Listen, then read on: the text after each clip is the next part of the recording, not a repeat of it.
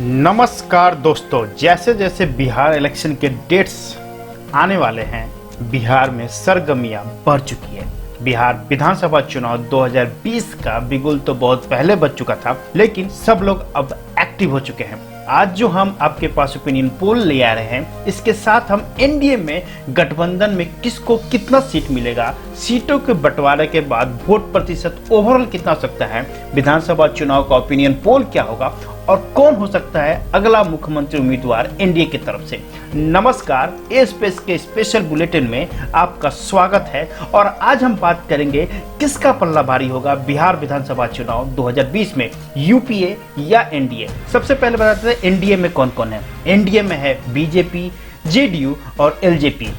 UPA में मुख्य तौर से कांग्रेस और आरजेडी तो जरूर है, लेकिन आरएलएसपी, हम पार्टी, वीआईपी कौन अलग से हो सकते हैं, ये उस पे संदेह के घेरे पे है, क्योंकि आरजेडी अपनी सीट के बंटवारा के साथ समझौता न लोकसभा चुनाव 2019 में किया था और न विधानसभा चुनाव 2020 में करेगा। तो चलिए आज हम सिर्फ एनडीए के सीटों के बंटवारे की बात करेंगे। सबसे पहले बिहार कास्ट की बात कर लेते हैं, तो ओबीसी यहाँ पे करीब करीब 48% के आसपास है, जिसमें से यादव 14% है, कुर्मी 4% है, कुशवाहा 6% है, ईवीएस 19% है, महादलित 15%, मुस्लिम जो 17% के आसपास हैं, फॉरवर्ड कास्ट 21.50% है, जिसमें से ब्राह्मण, राजपूत, कायास्त सारे अपर कास्ट 21.5% में आते हैं और आदिवासी 1.3% और साथ में अदर जिसमें अब जैन है, बुद्धिज्म है, सिख हैं, वो करीब करीब आधा प्रतिशत है। तो अंदाजा लगा सकते हैं कि वोट प्रतिशत किस साइड पिछले 2019 और 2015 में गए होंगे। लेकिन एनडीए में महागठबंधन एनडीए गठबंधन में जो सीटों का बंटवारा होगा उस पे हम पहले बात करते हैं। तो सबसे पहले बता देते हैं बीजेपी यहाँ पे 100 से लेके 110 सीटों पे चुनाव लड़ेगा, जेडीयू 100 से लेके 110 सीटों पे चुनाव लड़ेगा, एलजेपी को 30 से 35 सीट। मेरा मानना है यहाँ पर जो हमारा ओपिनियन पोल बता रहा है, सीटों के बंटवारा में एलजेपी को मैक्सिमम सीट 30 से 35 दी जाएगी। हाँ, यदि एलजेपी ज्यादा सीटों को डिमांड करते हैं तो यहाँ पर जेडीयू अपने खाते से सीटें नहीं देगा। यदि सीटें देना भी होगा तो बीजेपी को देना होगा, लेकिन 2019 लोकसभा के चुनाव के हिसाब से माना जाए तो जेडीयू और बीजेपी यहाँ पे बराबरी सीट में चुनाव लड़ेंगे और एलजेपी को 30 से 35 सीट के ही उनको दी जाएगी। अब बात करते हैं यदि वोट प्रतिशत की, तो यदि 100 की वोट प्रतिशत की बात करें तो 17% इस सीटों में, यदि 100 से लेके 110 सीटों में चुनाव लड़ती है तो 100 में से 17% बीजेपी को वोट प्रतिशत मिल सकता है।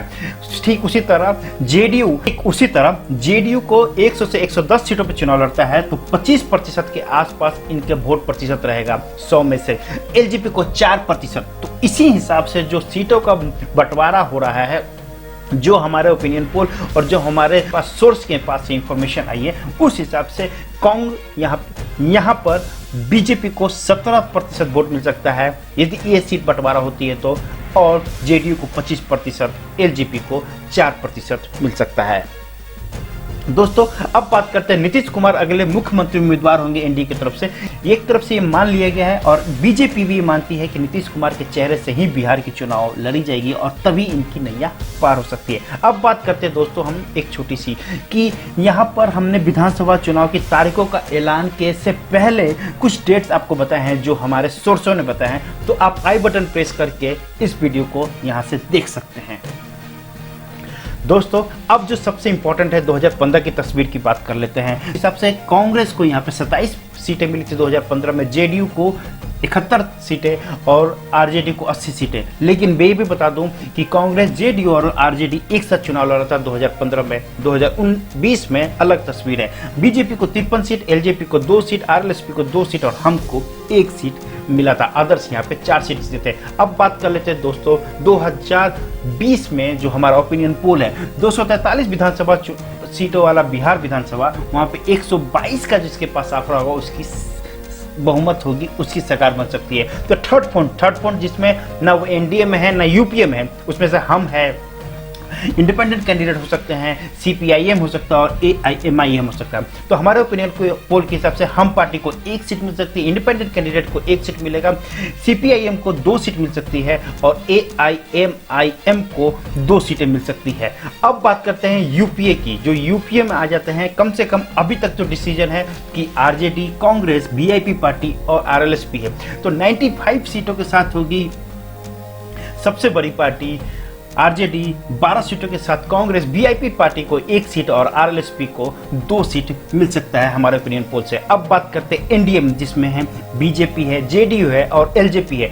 बीजेपी को यहाँ पे 60 सीटें मिलेगी हमारे ओपिनियन पोल से, 65 सीटों के साथ होगी आरजेडी और 3 सीटों के साथ हो सकता है एलजेपी जीत सके। दोस्तों, ये वीडियो आपको कैसा लगा कमेंट बॉक्स में अपडेट कीजिएगा, लाइक कीजिए, शेयर कीजिए, सब्सक्राइब कीजिए, बेल आइकन को जरूर प्रेस कर लीजिएगा। हमारी तरफ से जो भी नए वीडियो नोटिफिकेशन आपको जरूर मिले। दोस्तों, मिलते हैं अगले वीडियो में, तब तक के लिए जय बिहार।